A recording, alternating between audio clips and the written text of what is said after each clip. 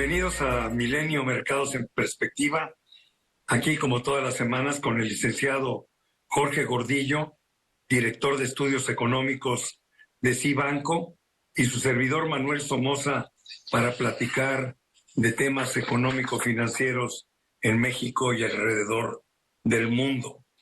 Como siempre vamos a platicar sobre qué sucedió en la semana bursátil, sobre todo en los principales índices de las bolsas del mundo.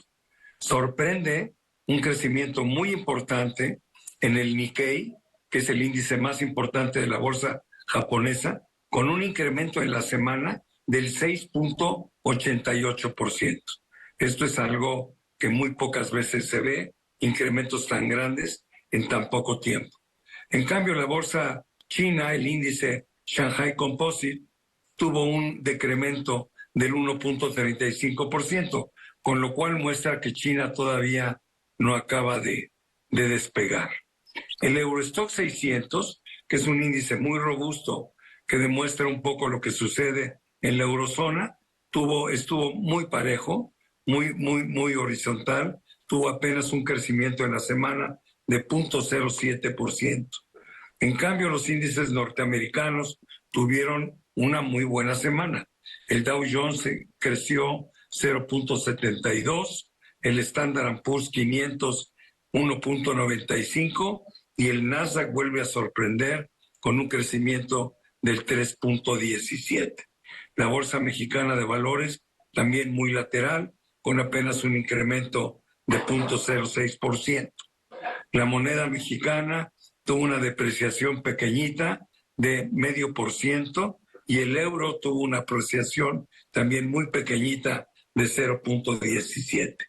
El petróleo, que antes no lo mencionábamos, pero yo creo que lo vamos a empezar a mencionar porque juega un papel muy importante en la inflación, bueno, se incrementó 0.5% para cerrar el barril del WTI en $74.17 por barril.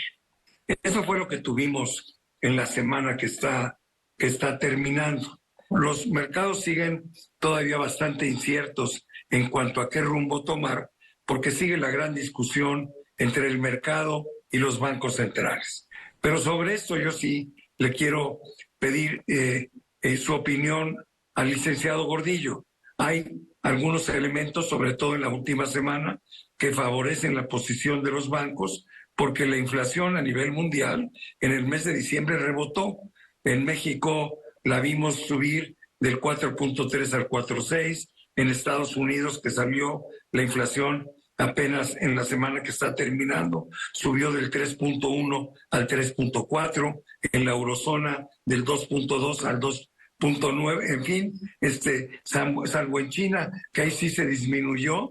En todo lo que es Occidente vimos incrementos en el mes que, pues sin ser algo terriblemente negativo, simplemente empieza a prender focos amarillos porque lo que dice es todavía no se ha logrado vencer el problema de la inflación. Eso es lo que yo leo, pero estoy seguro que el análisis de Jorge será más preciso. Adelante, George. Buenos días.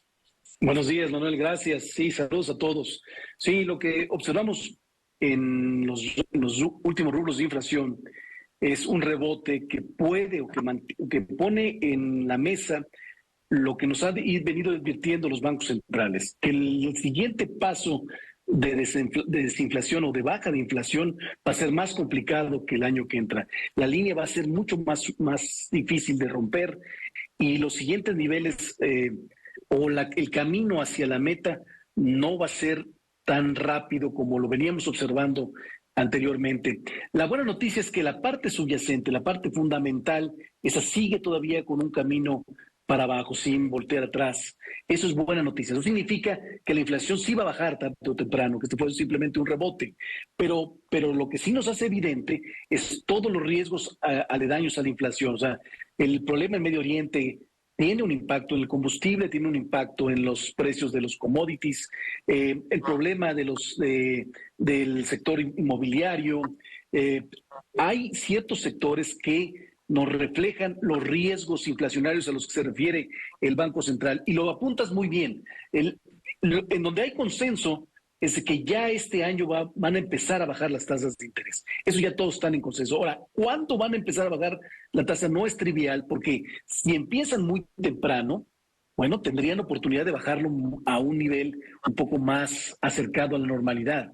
Y si tardan o se tardan un poco más en hacerlo, quizá nada más veamos el principio de un ciclo de baja de tasas. Entonces, esa es la discusión que hay en el mercado. Pero el diferencial de visiones sí puede provocar volatilidad y sí puede provocar algo de corrección en los mercados que a mi juicio están empezando el año muy optimistas. No significa que creo que va a ser un mal año para los mercados bursátiles. No, estoy diciendo que están subiendo muy rápido en momentos donde todavía no está consolidada la percepción. Yo estoy de acuerdo contigo. Solo podría agregar que si se tardan mucho los bancos en bajar las tasas de interés, bueno, vuelve a crecer la expectativa de que esto pudiera generar una recesión económica, porque las tasas de interés son las más altas en los últimos 20 años y esto, bueno, pues no es tema menor. O sea que ahí los bancos van a tener que cuidar ese equilibrio que es muy importante. Pero además de esta parte macroeconómica de carácter mundial, hay otras noticias que también pueden afectar los mercados. Estos están preocupados por lo que sucede no solo en la guerra de Israel y Hamas y la que no acaba de terminar, que es la de Rusia y Ucrania, pero los problemas en el Mar Rojo se han intensificado. Bueno, pues no es un tema menor, porque esto además de atizar la inflación, y de hecho es parte de por qué el WTI se fue a niveles de $75, cuando ya lo habíamos visto muy pegado a los 70, bueno, pues es un tema que puede además incendiar el Medio Oriente, porque además atrás de los hutíes está nada menos que Irán, y ya Gran Bretaña y Estados Unidos empezaron a atacar algunas bases de los hutíes en la península arábica, y esto, bueno, pues es un tema que preocupa porque esto puede generar mayores problemas. No sé cómo lo aprecies tú, mi querido Jorge. No, tal cual, y a eso nos referíamos con la incertidumbre o riesgo de que pueda estos problemas geopolíticos escalar, que esa es la preocupación que teníamos desde un principio en la guerra de Israel y jamás que se escalara al Medio Oriente, más allá entre el Medio Oriente y el Occidente, y el impacto que pueda tener esto en los precios de los commodities. De acuerdo. Creo que nos quedan dos temas muy rápidos. Primero, una buena noticia para aquellos que gustan de invertir en bitcoins. Bueno, pues la Securities and Exchange Commission, la SEC, autorizó el que se coticen y se coloquen ETFs con el subyacente de los bitcoins, lo cual pues le va a dar a este activo una mayor liquidez y mayor certidumbre.